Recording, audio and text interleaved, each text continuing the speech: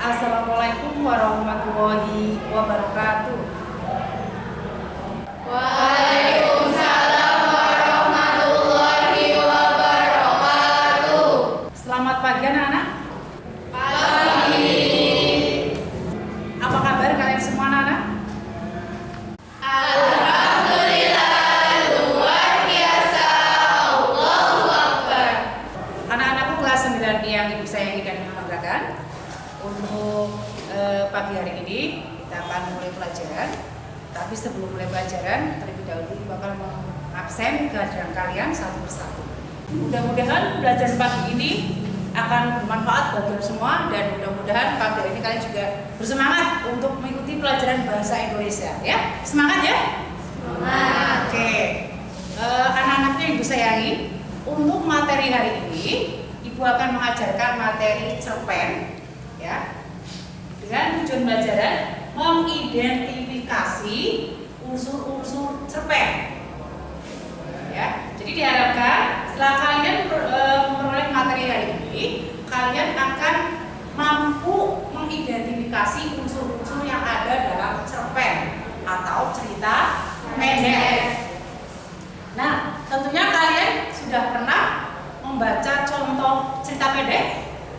Coba guru mau tanya, siapa yang hobinya atau suka membaca cerita pendek? Cari. Saya, Bu. Oke, Mbak Dinda. Ini Mbak Dinda pernah membaca contoh cerpen atau cerita pendek dengan judul Persahabatan Sejati. Persahabatan Sejati. Mungkin yang lain juga ada yang sudah pernah membaca cerpen ya atau cerita pendek? Saya, Bu. Oke, ini teman kamu juga, salah satu teman kamu sudah pernah membaca contoh cerpen atau cerita pendek. Adian ya. Apa yang pernah membaca cerpennya? Selamat tinggal engkau, sahabatku. Oke, tadi kami sudah mendengarkan salah satu teman kamu, yaitu Dinda dan Adiat. Mereka telah membaca contoh cerita pendek yang berjudul Persahabatan Sejati dan Selamat Tinggal Engkau Sahabatku. Nah, untuk kalian yang belum pernah membaca cerpen atau belum sama sekali baca cerpen, mungkin bisa untuk menumbuhkan semangat kalian untuk literasi ya, karena cerpen itu adalah salah satu bentuk karya sastra. Nah, selain novel, drama, itu cerpen termasuk salah satu bentuk karya sastra. Nah, kali ini ibu akan membahas unsur-unsur intrinsik yang ada dalam cerita pendek. Ada unsur intrinsik, ada unsur ekstrinsik. Nah, kalau unsur intrinsik itu unsur-unsur yang membangun dari dalam karya sastra itu sendiri. Sedangkan unsur ekstrinsik adalah unsur yang membangun dari luar karya sastra itu sendiri. Kali ini ibu akan fokus pada unsur-unsur intrinsik cerita pendek, ya. Tapi sebelum itu nanti kalian bentuk kelompok, ya. Nanti kalian bentuk kelompok menjadi 4 kelompok. Silakan nanti kalian ada contoh cerita pendek. Silakan nanti kalian baca, pahami isinya, dan nanti kalian tentukan unsur-unsur intrinsik yang ada dalam cerita pendek tersebut, ya. Nah, sebelumnya akan saya terangkan yang termasuk unsur intrinsik cerpen itu apa saja. Mungkin kalian pada saat kelas 7 sudah pernah mempelajari cerita fantasi, betul? Betul. Ya, oke. Cerita fantasi itu juga termasuk salah satu bentuk karya sastra, ya, dan termasuk buku fiksi, bukan fiksi ya. Saya ulang lagi. Cerita fantasi, yaitu waktu kamu kelas 7 itu sudah mempelajari, dan di situ juga ada unsur-unsur intrinsiknya. Masih ingat? Masih. Oke, kalau masih ingat, tolong salah satu tunjuk jari sebutkan unsur-unsur intrinsik yang ada dalam karya sastra. Saya, Bu. Tema, alur, dan setting. Oke, Tepat sekali jawaban Mbak Dea. Tadi unsur intrinsik yang ada dalam cerita pendek diantaranya adalah tema, alur, dan setting. Mungkin ada yang mau menambahkan masih unsur intrinsik cerpen. Coba yang lain. Saya Bu Guru. Ada tokoh, penokohan, dan sudut pandang. Oke, bagus sekali jawaban Mbak Dia. Tadi menambahkan unsur intrinsik yang ada dalam cerpen diantaranya adalah penokohan, tokoh, dan sudut pandang. Yang terakhir dan amanat. Ya. Anak-anakku, untuk unsur intrinsik cerpen sudah kalian pahami? Sudah? Saya ulangi lagi, di atas tadi ada latar, tema, alur, penokohan, tokoh, sudut pandang, dan amanat. Nah, untuk tugas berikutnya, silakan kalian bentuk kelompok, masing-masing ada 4 kelompok. Nanti kita akan diskusikan, ada contoh cerpen yang berjudul Persahabatan Sejati.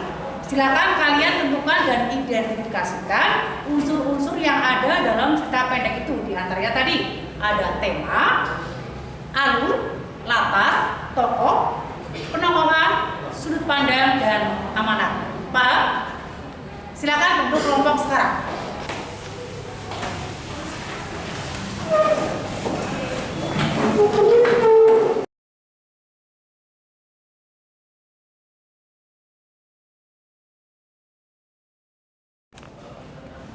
Baiklah anak-anak, sekarang sudah terbentuk kelompok, ada 4 kelompok.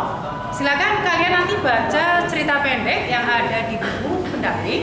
Kemudian kalian pahami isinya, dan tugas kalian adalah mengidentifikasi unsur-unsur intrinsik cerpen yang ada dalam cerita pendek berjudul Persahabatan Sejati. Nanti salah satu kelompok untuk mempresentasikan hasil yang sudah kalian kerjakan, yaitu dengan menentukan unsur-unsur intrinsik cerpen yang ada dalam cerita pendek Persahabatan Sejati.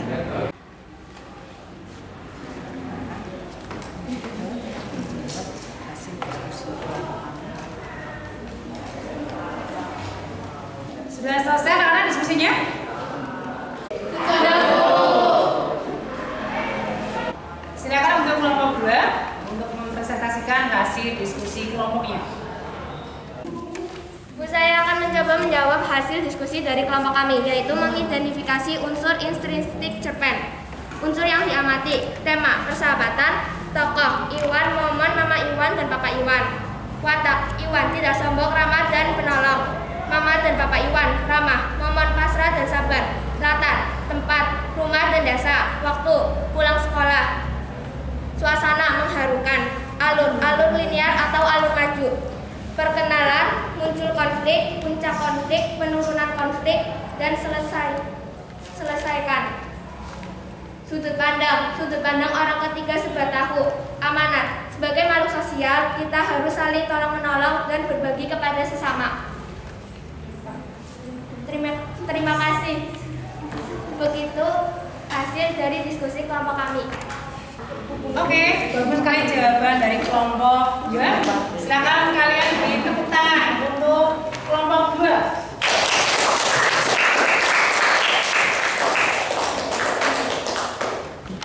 Baiklah anak-anak, untuk belajar hari ini sudah selesai. Yaitu tadi materinya mengidentifikasi unsur cerita pendek. Tadi diantaranya kita sudah menentukan unsur-unsur yang ada dalam cerita pendek berjudul Persahabatan Sejati. Di antaranya ada tema, latar, alur, tokoh, penokohan, sudut pandang, dan amanat. Mari kita simpulkan hasil pembelajaran hari ini. Ya, bahwa unsur yang ada dalam cerita pendek adalah tema. Tema itu gagasan yang mendasari cerita. Kemudian latar adalah tempat, waktu, dan terjadinya peristiwa dalam cerita. Kemudian alur adalah rangkaian beberapa peristiwa yang bentuk sebuah cerita. Berikutnya tokoh itu pelaku dalam cerita. Ada penokohan adalah perwatakan yang ada, pemberian watak pada tokoh cerita. Sudut pandang, dan yang terakhir adalah amanat, pesan yang ingin disampaikan pengarang melalui cerita.